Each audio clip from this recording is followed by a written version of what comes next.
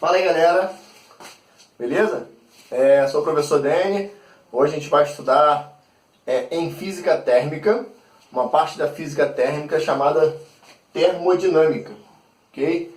E aí, esse título termodinâmica, dá pra gente separar ele aqui assim, ó. Se a gente dividir esse título termodinâmica em termodinâmica, seria movimentação da física térmica, né? Então, termo seria térmica, física térmica, que estuda basicamente o quê? Calor.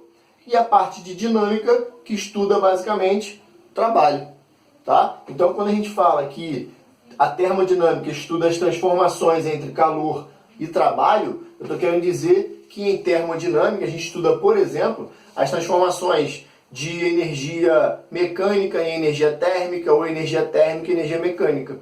Então, por exemplo, um exemplo de uma transformação termodinâmica, né? Primeiro a gente vai estudar os conceitos, alguns conceitos iniciais, basicamente 3 tópicos que a gente vai estudar aqui hoje, tá? E na próxima aula a gente vai estudar as transformações termodinâmicas. E aí, por um exemplo muito importante, são os veículos, né? Carro, ônibus, caminhão, moto, que possuem um motor a combustão. Esse motor a combustão, que usa gasolina, álcool, GNV, tanto faz, né? Ele sofre uma combustão, que é uma explosão, basicamente, né? Uma descarga elétrica, com o combustível que vai entrar nele, gasolina, óleo diesel, álcool, GNV. E aí, nessa explosão, gera-se um calor. Esse calor faz com que os gases que estão dentro do motor sofram expansões e compressões, né? Então, nessas expansões e compressões, você tem o motor se movendo. E aí, quando esse motor se move, tem aí uma produção de movimento, que seria energia mecânica, energia cinética, né? Então, basicamente, em termodinâmica, o que nós temos a transformação de energia térmica em energia mecânica, tá? Que seria, por exemplo, o motor de um carro, tá? E aí, dentro da termodinâmica, já que a gente vai estudar as transformações entre calor e trabalho, a gente tem que estudar primeiro, nessa primeira parte, nessa parte 1, nessa aula 1, primeiro 3 conceitos importantes, que são trabalho de um gás, trabalho realizado por um gás, tá? Energia interna, beleza? Que aí eu vou falar de variação da energia interna, tranquilo? E troca de calor, tá? Dessas 3 a gente praticamente já estudou, tá? Trabalho a gente já estudou, vocês já estudaram em mecânica isso, né? Trabalho nada mais é do que uma força feita causando um deslocamento, tá? Quando você empurra uma mesa, por exemplo, você desloca a mesa de lugar, então você realiza um trabalho. Só que o trabalho aqui é de um gás, né? Um gás pode realizar um trabalho ou sofrer um trabalho, tá? Então, o trabalho pode ser realizado pelo gás ou sobre o gás. Como seria isso? Bom, se trabalho tem a ver com deslocar alguma coisa, fazer força, né, e deslocar, aqui, ó, imagina que eu pegue um recipiente, tá, com uma tampa móvel. Essa tampa móvel aqui, ó, é chamada de êmbolo, tá? Então, um êmbolo, que muitas vezes vem nas questões e de repente tem aluno que não sabe o que significa um êmbolo. Um êmbolo é uma tampa móvel, né? Lembra da seringa? Que você puxa lá o ar ou um líquido qualquer, depois empurra o líquido para fora? Então, tem uma borrachinha que fica ali dentro, que essa borrachinha puxa o líquido e empurra o líquido. Essa borrachinha que se move, ela não deixa o líquido vazado ali, né? Então é como se fosse uma tampa móvel. Aquilo ali é chamado de êmbolo, beleza? Então, esse êmbolo aqui, ele está segurando esse gás que está aqui dentro, tá? Imagina um gás ideal aqui dentro. Eu tenho um gás aqui. E aí, quando você aquece esse recipiente, a tendência desse gás é receber o calor, expandir, beleza? Aumentar o volume. Então, quando você aquece esse gás, ele aumenta o volume, tranquilo? Então, esse gás aqui, ó, que ocupava esse volume, esse espaço, vai passar a ocupar esse espaço todo aqui, tranquilo? As moléculas vão se afastar, vão expandir. Quando você resfriar esse gás aqui que está quente, resfriou, ele diminui, porque as moléculas vão se aproximar novamente. Então, lembra que a gente já estudou que quando as moléculas recebem calor, isso pode ser de um sólido, de um líquido ou de um gás, tá? Hoje basicamente, eu estou falando de gás. mas pode ser de um líquido ou de um sólido também. Quando um sólido, um líquido ou um gás recebe calor, a sua temperatura tende a aumentar. E se a sua temperatura aumenta, significa que as moléculas tendem a se agitar mais, ficar com mais movimentação, com mais energia cinética. Então, se as partículas passam a se movimentar mais rápido, se agitam mais, aumenta a agitação térmica, significa que aumenta a velocidade de agitação. Se aumenta a velocidade, aumenta a energia cinética. Energia cinética, que é uma energia mecânica, a gente já estudou lá em mecânica, né? E aí, olha a energia cinética aqui, ó. Vou começar. Esses três conceitos que eu falei, eles são conceitos separados, mas se relacionam os três ao mesmo tempo, que eu já vou relacionar os três. A energia interna de um gás é o somatório da energia cinética de cada molécula. Então, se eu tenho as moléculas se agitando com uma certa velocidade, elas possuem uma energia cinética, né? E essa energia cinética de agitação das moléculas nada mais é do que a energia interna. Então, o que é a energia interna que a gente representa com a letra U? U maiúsculo, tá? Energia interna nada mais é do que o somatório da energia cinética de cada molécula, tá? Na sua movimentação, na sua translação ali dentro do recipiente, tranquilo? Então, esse aumento de agitação faz aumentar a energia interna, né? Por quê? Porque aumenta a agitação, aumenta a velocidade de movimentação, logo aumenta a energia cinética, né? Lembrando que a energia cinética é mv ao quadrado sobre 2, né? Ou seja, massa vezes velocidade ao quadrado sobre 2. Então, quanto maior for a velocidade, maior vai ser a energia cinética, maior vai ser a energia interna. Então, quando você aquece esse gás que está aqui dentro do recipiente, ele aumenta a sua energia interna, logo expande, né? Sofre uma expansão, como se fosse uma dilatação, né? E aí, para gases, a gente chama de expansão do gás. Então, expandir o gás. Quando eu apagar o fogo aqui, ó, desligar o fogo, retirar o calor e deixar esse gás resfriar, ele vai resfriando e vai sofrer uma compressão. Então, quando você aquece um gás, ele expande. Quando você resfria o gás, ele comprime. Beleza? Expansão, aumentou o volume, compressão, diminuiu o volume. E aí, como eu tenho esse aumento de volume ou diminuição do volume, né? Daqui para cá, o volume aumentou. Então, teve uma variação do volume ali, né? Esse ΔV nada mais é do que o volume final menos o volume inicial, né? E aí seria o volume final menos o volume inicial, que daria basicamente esse tanto aqui que aumentou, né? Então você tem esse aumentozinho aqui de volume, tá? E aí, se você tem uma variação do volume, você fez esse êmbolo se deslocar, certo? Olha lá. Vê se isso não é trabalho, ó. Força que as moléculas fizeram no êmbolo, né? Quem empurrou esse êmbolo para cima? Ninguém puxou o êmbolo. Força que as moléculas fizeram no êmbolo para esse êmbolo subir. Então, se fizeram força e o êmbolo se deslocou, força, deslocamento, trabalho.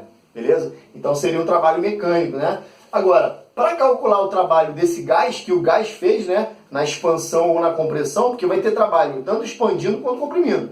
Para calcular o trabalho que esse gás realizou, a gente vai usar uma formulazinha específica para física térmica que utiliza. Lembrando que trabalho essa letrinha grega, né? Essa letrinha grega aqui, ó, chamada tal. Uma letra grega chamada tal, como se fosse um T estilizado, um T bonitinho, né? Um T grego. E aí esse T estilizado, né, representa trabalho, que é em joules, unidade de joule sempre, né? Onde vai ser o produto da pressão, lembra? P de pressão lá de gases, tranquilo? É bom saber a aula de gases, se não assistiu a aula de gases, pega lá a aula de gases e assiste os conceitos lá de gases, para pressão, volume, temperatura, para depois entender bem isso aqui. Então, multiplicando a pressão pela variação do volume, você tem o trabalho realizado. Então, quanto variou o volume, depende do trabalho, né? Então, aqui, ó, o trabalho, ele pode ser um valor positivo ou negativo.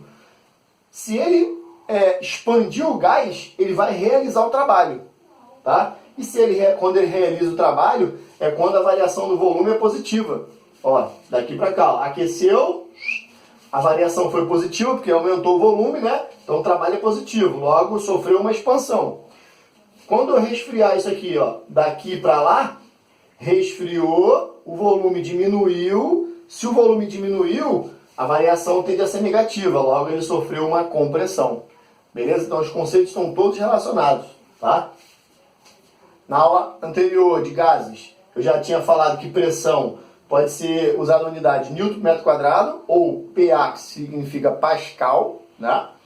E o volume metro cúbico, tá? Então, unidade no SI, joule para trabalho, metro cúbico para o volume, e Newton por metro quadrado ou Pascal para pressão, beleza? Agora, se na questão tiver um gráfico, né? Um gráfico de pressão por volume, isso só vai acontecer, é um macetezinho matemático, é uma ferramenta matemática que a gente utiliza aqui para agilizar alguns cálculos. Por exemplo, se eu tiver um gráfico de pressão por volume e pedir para calcular nesse gráfico o trabalho realizado, né? Dado o gráfico abaixo, calcule o trabalho realizado pelo gás. Tu vai pegar a linha, que é a transformação que o gás sofreu, né? Daqui para cá, vai pegar os valores que ele deu do volume aqui embaixo, da pressão aqui, e vai calcular a área da figura. Então, se você calcular a área dessa figura, você tem numericamente, ó, numericamente igual à área da figura. Então, o trabalho, ele é numericamente, só o valor que importa. A unidade, esquece, a unidade de trabalho é qual? Sempre qual? Joules, tá? Então, o valor dessa área aqui, ó, da área desse retângulo aqui, né, de um quadrado, um retângulo, ou de um triângulo, aí depende do desenho que vai vir no gráfico, né? Então, calculou a área da figura, calculou o trabalho realizado. Tranquilo? Outro conceito que a gente já estudou lá em calorimetria, então a gente está juntando conceitos agora, e na verdade o único conceito novo é o de energia interna, tá? É o de troca de calor, né? Em troca de calor de um gás, né? Trabalhando especificamente com o gás agora, um gás ele pode trocar calor, né? Pode ceder calor, pode receber calor, né? Por exemplo, ao assar um bolo, ao assar um frango no forno, o calor é fornecido para o frango, para o bolo, para a massa que está ali dentro, né? Para o que está ali dentro do forno. E aí você tem uma troca de calor entre eles. Aqui é um gás, estou trabalhando com gás. E sempre que se trabalhar com um gás ideal, significa que não vai ter mudança de fase, ou seja, mudança de estado físico, né?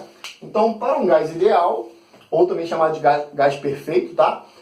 Não há mudança de estado físico, não tem mudança de fase. Logo, a única fórmula que eu vou usar para calor, né? Quantidade de calor recebida ou cedida, vai ser que macete? Lembra? MC delta T. Massa, calor específico da substância, do gás, né? E variação de temperatura, que é o delta T. Tranquilo? Massa tem que ser em grama, a temperatura tem que ser em graus Celsius. Tranquilo?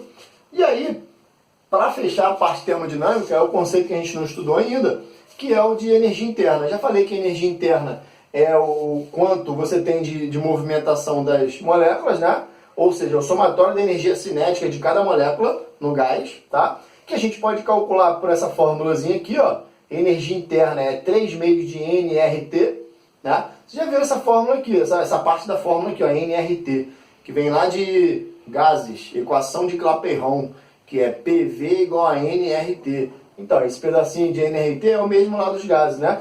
Então, no lugar do nRT, eu posso substituir, por exemplo, por PV, pressão vezes volume, ao invés de nRT, né? Que seria o número de mols, constante dos gases e temperatura. 3 meios é para um gás monoatômico, ou seja, como se fosse, por exemplo, o gás hélio. O gás hélio, ele só tem um átomo do átomo hélio, né? Que tem na tabela periódica, né? Então, o átomo hélio, ele é um gás com um átomo só. Então, se for só um átomo, eu uso essa fórmula aqui. Ah, mas se forem 2 átomos, por exemplo, gás oxigênio, que é o O2, né? No gás aqui, o hélio é só um átomo de hélio. Aqui, o oxigênio é o O2. Então, são 2 átomos, né? Então, seria diatômico. Então, para uma substância monoatômica, com um átomo só, tipo gás hélio, eu uso 3 meios de nRT. E para diatômico, eu uso 5 meios de nRT. Agora, o que mais importa para a gente, o mais importante para a gente, o que se pede nas questões, é a variação dessa energia interna, tá? Então, o mais importante que vão se pedir em questões é o quanto variou essa energia interna, né? Se a energia interna aumentou, se a energia interna diminuiu. Então, a variação é o mais importante. Por isso que eu botei destacado aqui, porque ΔU significa variação da energia interna. Variação da energia interna. Para uma substância monoatômica, 3 meios de NR ΔT. E para diatômico, 5 meios de NR ΔT. O importante disso tudo é você observar isso aqui, ó, que a variação da energia interna, ela depende diretamente da variação de temperatura. Então, se você tiver uma variação de temperatura, você tem uma variação de energia interna. Se não variar a temperatura, não tem variação de energia interna, beleza? Aí essas transformações a gente vai ver na próxima aula, beleza? Termodinâmica, parte 2, tranquilo? Para fechar, a termodinâmica ela tem duas leis, tá? Tem duas leis da termodinâmica. E a primeira lei da termodinâmica, a gente vê agora na primeira aula, que é bem simples, bem tranquilo, tá? A primeira lei da termodinâmica fala que a variação da energia interna de um gás é a quantidade de calor, tá? Que esse gás recebeu, por exemplo, ou cedeu, menos o trabalho que ele realizou, tá? Então, se eu tenho aqui, por exemplo, ó, aqui, ó, olha para esse desenho. Se eu tenho nesse exemplo aqui, ó, da panela aqui, do recipiente que aqueceu e expandiu o gás, o que eu tenho aqui? Ó? Eu tenho um trabalho realizado e ele recebeu calor. Então, o que é a energia interna desse gás que estava aqui? É a quantidade de calor que esse gás recebeu, menos o trabalho que realizou, né? Então, vamos supor que ele recebeu aqui uma quantidade de calor de 100 joules, beleza? Recebeu 100 joules aqui do fogo, do calor. Aí, ele variou o seu volume, né? Se o volume variou e ele realizou um trabalho expandindo de, vamos lá, sei lá, 40 joules, utilizou 40 joules para expandir esse volume, significa que dos 100 que ele recebeu, ele usou 40. Quanto que ficou com a energia interna? 100 menos 40, 60 joules. Então a energia interna variou em 60 joules. Então a energia interna que um gás possui nada mais é do que todo o calor que ela recebeu, menos o que ela usou para deslocar, para aumentar o volume, né? Para crescer o volume, para expandir esse volume. Tranquilo? E aí na próxima aula a gente vai utilizar ainda essa primeira lei, tá? A gente vai usar melhor essa lei e eu vou aplicar essa primeira lei nas transformações termodinâmicas, utilizando cada conceito desse. Beleza? Espero que tenham gostado. Física é linda. Abraço.